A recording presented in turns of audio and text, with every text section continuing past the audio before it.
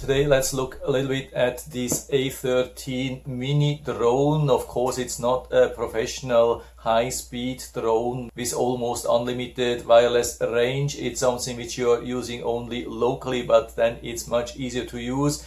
And usually also the legal restrictions are much lower. In most areas you can just fly them on your own lot with no registration. So I think this could be an awesome beginner's drone for children, teenager, maybe even for adults. So I'm going to show you what's in the box, how to set it up and how to use it. And of course I'm going to show you also some live footage from the camera in this video. And so here we have the nice beautiful box, says A13 drone, and the official age recommendation is 14 plus. The packaging comes nicely sealed, and so let's open it from the side.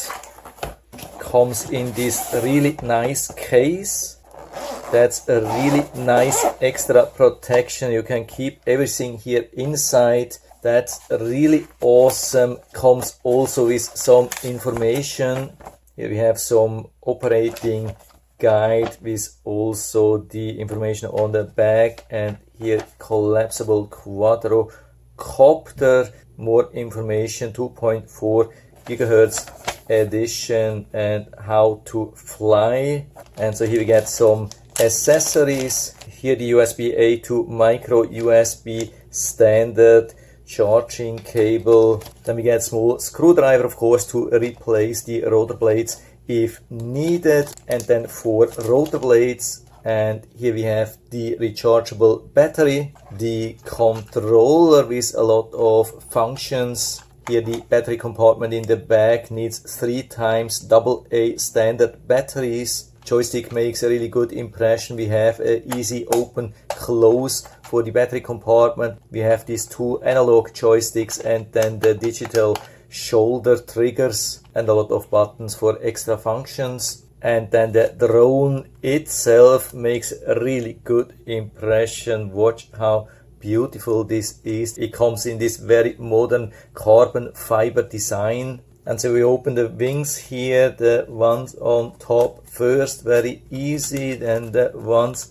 below, this one here as well. So we have it in full size, really nice, beautiful. Then we have 2 lights, the collision detection and the camera down here. And we do not only have 1 battery here, we have also a second one which is already inserted into the drone. And so with a long press we can turn it on, and so it's ready to be used. Okay, so let's add the batteries. Normal standard batteries, close the compartment. And to remove the battery is not super easy, but it's doable, especially for the first time. It's a little bit more difficult. So you have to push down here like to a button. So imagine how this looks here. When you push here, it's a little bit lifting up this hook. So we really have to push here and then we can pull it out. If it's not coming out, then you can squeeze in a screwdriver here and rotate a little bit. This is what I had to do, and now we can easily pull it out. And of course we also want to charge this one before we are using it. What's really nice that we have standard micro USB charging cable, not proprietary charging cable, so we can charge both at the same time. Both of the batteries are fully charged now. I didn't notice how long it really took. As long as charging, we see red. When it's fully charged, the red light is off. It was already off, so I removed this. And so we insert the battery, and so we turn on the drone with a long press. And now we turn on the remote control. Yeah, I didn't do anything, but for me it almost looks like it has already some connection. Yeah, when I push here, okay, let's go down again. Okay, so there was actually no pairing needed. The instructions manual describes something when you turn it on, and then you push up and down, and then it's supposed to pair, but it looks like at least this version was already prepared. That's nice. So I've been charging the drone battery for a little bit more than 3 hours for a full charge. Now let's turn it on with a long press. And we also long press here. No, that's a short press, and it's already connected. At least in my case, the drone was pre-connected to the controller, so I turn this thing away. So let's try to start, and so with a push up the rotor blades will start spinning, you can see, but it stays on the ground. And then we have two possibilities: either we give more throttle here up, or we can use the automatic start stop here to lift it up. That's very easy. Yeah, now we have a little bit of wind.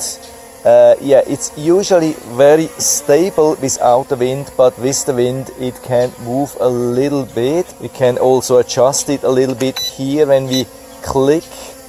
Then I push.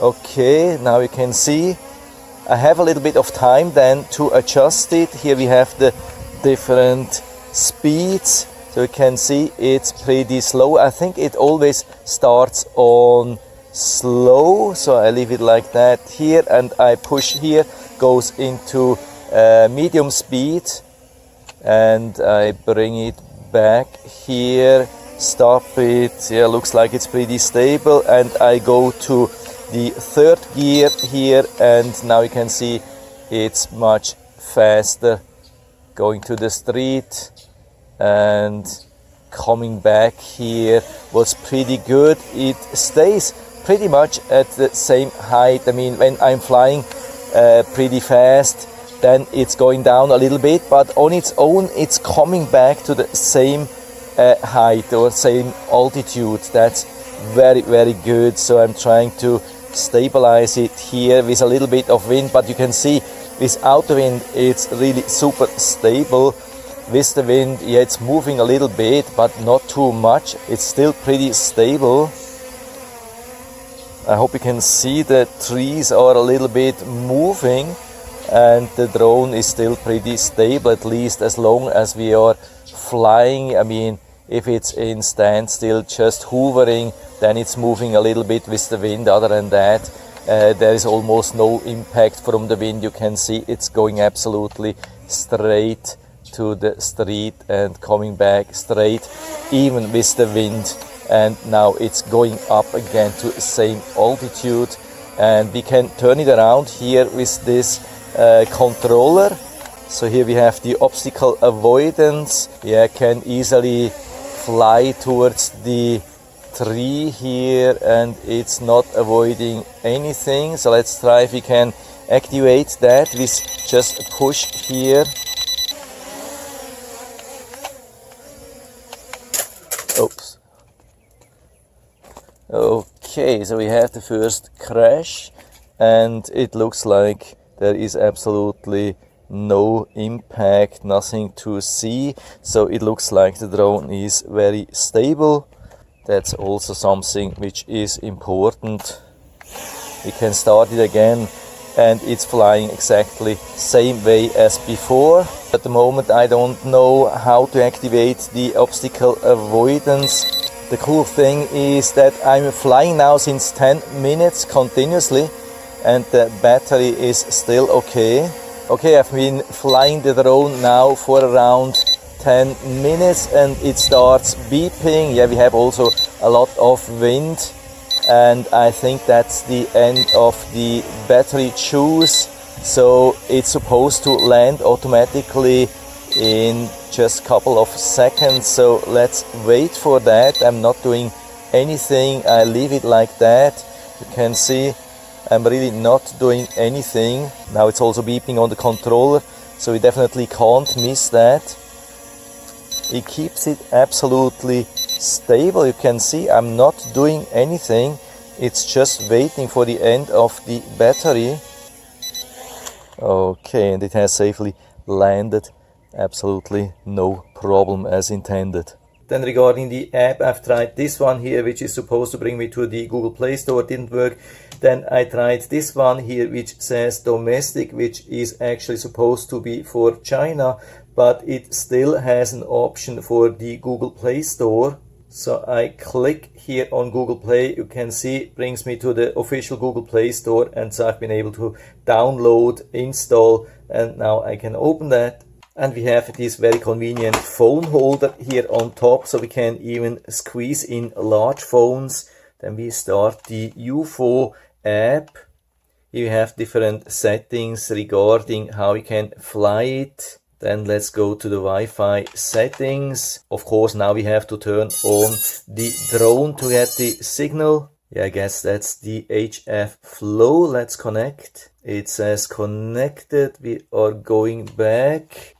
Yeah, connect successful. And so we start this. And we already have the image. You can see we have now pretty cool image directly from the drone here. But we can still fly it with the normal controller. When we turn it on, you can see it's blinking, and we can activate the rotor blades or stop them again. And so we can use the control here from the touch screen, or we can use the buttons here, like say make a photograph or start video recording with this button here. So of course we have to give authorization. Now we start recording, and you can see it is recording. We can also adjust the camera angle here a little bit with these buttons. And so let's try with the video mode. We are starting automatically. You can see. Okay, so here we are. I start recording. I hope you can see that. It's a little bit difficult to have everything in the camera.